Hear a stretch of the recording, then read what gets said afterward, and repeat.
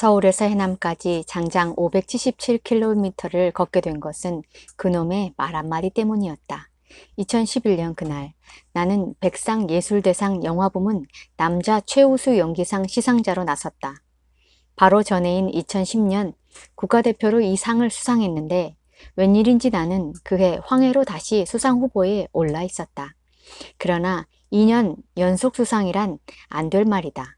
전해에 이어 또 후보에 올랐다는 것만으로도 개인적인 추억거리이고 재미난 일일 뿐이었다. 그래서 나는 시상자로서 꽤 여유로운 마음으로 무대에 올랐다. 공동 시상자였던 배우 하지원 씨가 내게 어떠세요? 이번에도 상을 탈 수 있을 것 같으세요? 라고 물었을 때 나는 이번엔 어렵지 않을까 라고 얼버무렸다. 진심이었다. 그러나 하지원 씨는 다시 그럼에도 불구하고 이번에도 상을 탄다면 어떡할 셈인지 대국민 공약을 걸라고 했다. 결국 나는 마이크에 대고 뜬금없이 이렇게 선언하고 말았다. 제가 상을 받게 된다면 그 트로피를 들고 국토대장정 길에 오르겠습니다. 그랬는데 수상자 이름이 적힌 카드를 펼쳤을 때 나는 흠칫했다.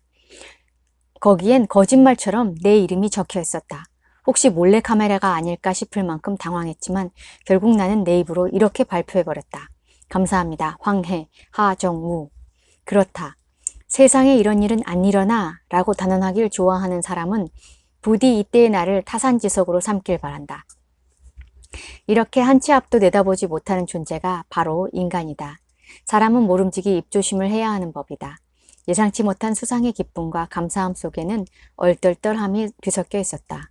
곧이어 카드를 열기 전에 내뱉은 약속이 떠올랐다. 만인이 보는 시상식에서 왜 하필 그런 엉뚱한 말을 해버린 걸까? 그럼에도 나의 농담은 이제 현실이 되어야 했다. 어쨌거나 약속은 지켜야 하니까. 무대에서 수투를 입고 멋쩍은 웃음을 짓던 나는 얼마 후 등산화를 꿰어 신고 길을 나섰다.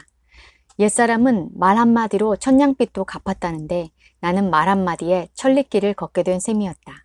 기왕 이렇게 된 바에야 혼자만 갈 순 없었다. 좋아하는 사람들과 함께 왁자지껄 모험하듯 떠나고 싶었다. 그 즈음 영화 러브픽션을 함께한 배우 공효진을 비롯해 좋아하는 동료 배우와 친구들을 모았다. 우리 나름대로는 이 대장정을 기록으로 남겨보고 싶은 마음에 다큐멘터리 촬영 준비까지 갖추고 길을 나섰다.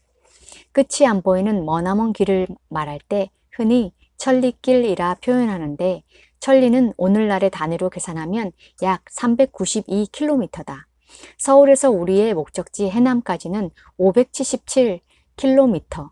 우리의 국토대장정은 천리길보다 훨씬 더 먼 길이었다. 서울에서 해남까지 내 두 다리로 꼭꼭 밟아 걸어간다면 이전엔 보이지 않았던 것들이 얼마나 많이 눈에 들어올까? 내 체력의 한계는 어느 정도일까? 몸 상태와 컨디션이 각기 다른 16명의 친구들이 오직 서로에게 의지하고 기대며 그 머나먼 길을 걷다 보면 어떤 일들이 벌어질까? 만만치 않은 그 시간을 견디고 나면 이제까지 한 번도 느껴본 적 없는 감동이 뒤따를 거라 생각했다. 또 그렇게 도착한 땅끝 마을의 풍경 역시 무척 낭만적이고 아름다우리라 기대했다. 그랬는데 수많은 소동과 사건 끝에 국토대장정을 마치고 뒤풀이를 하던 날 이상하게도 나는 그저 무기력하고 허무했다. 그냥 그 여정이 너무나 피곤하게 느껴질 뿐이었다. 국토대장정을 하는 동안 나는 그저 로봇처럼 걷기만 하는 게 아니라 다큐멘터리도 촬영했고 내가 모은 사람들도 챙겨야 했다. 다큐멘터리와 우리의 일정이 지루해지지 않게끔 새로운 아이디어도 끊임없이 내야 했다. 그렇게 매일 난리법성을 치르다 보니 어느새 목적지에 도착해 있었다. 그런데 내가 주도해서 벌인 이 모든 난장과 소동이 그저 무의미하게만 느껴졌다. 그렇게 엄청나게 걸었는데 다큐 촬영도 무사히 마치고 단 한 명의 친구도 낙오되지 않도록 나름대로 열심히 챙겼는데 정작 왜 나는 텅 빈 듯한 기분이 들었을까? 보람이나 희열 같은 감정이 따라와야 하는 게 아닌가? 사람들은 드디어 강행군이 끝났다는 사실에 기뻐하며 쫑파티를 연다, 통돼지 바베큐를 만든다 왁자지껄했다. 하지만 나는 도무지 거기에 끼고 싶다는 마음이 들지 않았다. 그랬다간 들뜬 친구들의 분위기를 괜히 망쳐버릴 것만 같았다. 그저 지독히 피곤했고 얼른 집으로 돌아가고만 싶었다. 마침내 우리가 해냈다는 기쁨과 에너지로 가득한 쫑파티 현장에서 나 혼자만 유령처럼 멀어지고 있었다. 뒤풀이를 하던 중 나는 점점 의기소침해졌고 결국 그 자리에서 도망 나와 혼자 집으로 돌아갔다. 그 후 며칠간 꼬박 알듯이 잤다. 밖에 나가지도 않고 태아처럼 웅크린 채 계속 잤다. 그런데 이상하게도 꿈인 듯 생시인 듯 자꾸만 길 위에서 일어난 일들이 눈앞에 보였다. 내가 걸었던 길, 동행한 사람들의 표정이 하나하나 떠올랐다. 종일 걸었던 어느 하루, 산뜻한 아침 공기, 내 등을 달궈주던 햇살부터 걸은 뒤 느꼈던 기분과 감정까지 생생히 되살아났다. 시간이 지날수록 그 기억들은 희미해지기는커녕 쏟아질 듯이 내게 달려들었다. 길 끝엔 아무것도 없었지만 길 위에서 우리가 쌓은 추억과 순간들은 내 몸과 마음에 달라붙어 일상까지 따라와 있었다. 그 후 밖에 나갔는데 희한하게도 만나는 사람마다 나를 보더니 말했다. 무슨 좋은 일 있어? 되게 밝아졌다. 너 뭔가 달라졌어. 너 에너제틱해졌는데? 하도 그런 얘기를 많이 들어. 진짜인가 싶어 거울 속에 나를 관찰해 보았다. 거기 전과 비할 바 없이 건강해 보이는 내가 서 있었다. 그리고 그 건강하고 밝은 기운은 국토대장정 이후 수개월간 지속되었다. 그제야 깨달았다.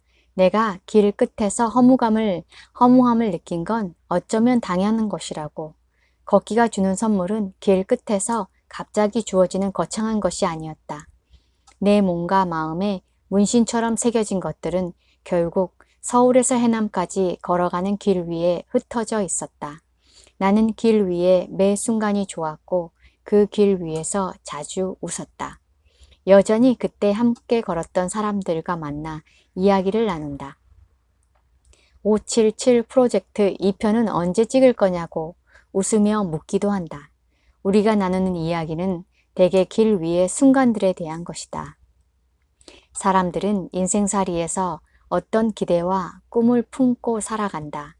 나중에는 형편이 나아지겠지. 세월이 지나면 다 괜찮아지겠지. 지금 이 순간을 견디면 지금보다 나은 존재가 되어 있겠지. 어릴 때는 이런 희망과 꿈이 생에서 차지하는 비중이 굉장히 높지만 나이 들수록 그 폭은 조금씩 줄어든다. 그리고 어느 순간 다 부질없는 생각이었다고 뉘우치며 포기하는 단계까지 간다. 시간이 지날수록 나는 길 위에서 느낀 거대한 허무가 아니라 길 위에 나를 씹어 보게 되었다. 그때 내가 왜 하루하루 더 즐겁게 걷지 못했을까? 다시 오지 않을 그 소중한 시간에 나는 왜 사람들과 더 웃고 떠들고 농담하며 신나게 즐기지 못했을까? 어차피 끝에 가서는 결국 아무것도 없을 텐데. 내 삶도 국토대장정처럼 길 끝에는 결국 아무것도 없을 것이다. 인생의 끝이 죽음이라 이름 붙여진 누구도 피해갈 수 없는 무라면 우리가 할 수 있는 일은 하루하루 좋은 사람들과 웃고 떠들며 즐겁게 보내려고 노력하는 것뿐일 테다. 많은 사람들이 길 끝에 이르면 뭔가 대단한 것이 있을 거라 기대한다. 나 역시 그랬다. 그러나 농담처럼 시작된 국토대장정은 걷기에 대한 나의 생각을 완전히 바꿔놓았다. 우리가 길 끝에서 발견하게 되는 것은 그리 대단한 것이 아니었다. 내 몸의 땀 냄새, 가까이 있는 사람들의 꿉꿉한 채취, 왁자한 소리들, 먼지와 피로, 상처와 통증. 오히려 조금은 피곤하고 지루하고 아픈 것들일지 모른다. 그러나 이 별것 아닌 순간과 기억들이 결국 우리를 만든다. 말 한마디로 시작된 천리길 대장정 끝에는 놀랍게도 아무것도 없었다. 하지만 괜찮다. 나는 길 끝에서 무언가 대단한 것을 움켜쥐려고 걸은 게 아니니까. 지금도 나는 길 위에 소소한 재미와 추억들을 모으며 한 걸음 한 걸음 걷는다.